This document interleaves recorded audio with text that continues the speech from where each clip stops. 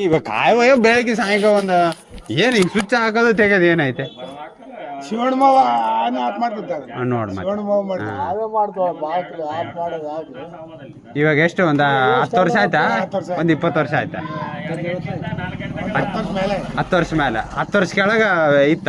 ಮತ್ತೆ ಶಿವಣ್ಮಾವ ಆಫ್ ಮಾಡ್ದ ನೋಡು ಆಫ್ ಮಾಡ್ತೀವಿ. ಮತ್ತೆ ರೈತರು ಇದು ಯಾವ್ದನ್ನ ಮಾಡಿದ್ರು ಬಂದು ಹಿಡ್ಕೊಂಡು ಹೋಗಿ 4,000 ಬರೋದು ಇದಕ್ಕೆ ಯಾಕೆ ಬರೋದಲ್ಲ ಮತ್ತೆ ಇದಕ್ಕೆ ಯಾಕೆ ಬರಕಲ್ಲ ಮತ್ತೆ ನೀವು ಯಾರು ಕೇಳ್ಬೇಕಂತೀವಿ ಸುಮ್ಮನೆ ಸುಡಿಸ್ತಾರಲ್ಲ ಮತ್ತೆ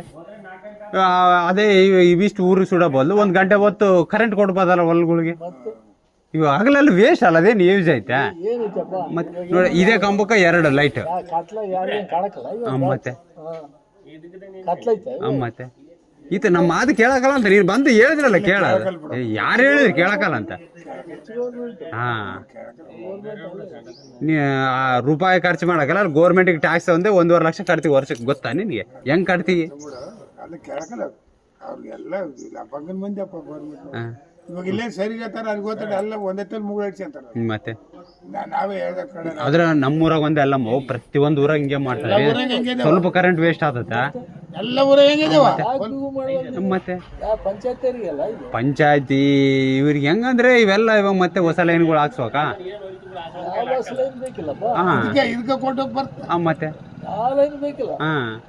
ಒಂದೊಂದು ಕೊಟ್ಬಿಟ್ರೆ ಆಯ್ತಲ್ಲ ಮತ್ತೆ ಎಲ್ಲ ಅಪ್ಪ ಆಗ್ಬಿಟ್ಟು ಬೇಗನೆ 6 ಗಂಟೆಗೆ ಹಾಕ್ಬಿಟ್ರೆ ಎಲ್ಲ ಬೇಕು ಮತ್ತೆ ಬಲ್ಬ್ ಸುದ್ದಿ ಎಷ್ಟು ಆಗುತ್ತೆ. ಹಾ 4 ಮಂದಿಗೆ ಕೊಟ್ಬಿಟ್ರೆ ಒಂದಿಂದ ಮಾಡಿಬಿಡ್ತಾರೆ ಒಂದು ಲೈನ್ ಎಲ್ಲ ಮತ್ತೆ ಒಂದೇ ಸ್ವಿಚ್ ಮಾಡಿಬಿಡ್ತಾರೆ ಹಾ ಮತ್ತೆ ಹಗಲೆಲ್ಲ ವೇಸ್ಟ್ ಮಾಡಾದ್ಮೇಲೆ ಸ್ವಿಚ್ ಹಾಕದ್ಮೇಲೆ ಯಾರು ಕೇಳಿ ಅಂತ ಯಾಕೆ ಕೇಳಿ ಮೊನ್ನೆ ನಾವೇ ಲೆಟರ್ ಕೊಟ್ಟಿವಿ ಒಂದು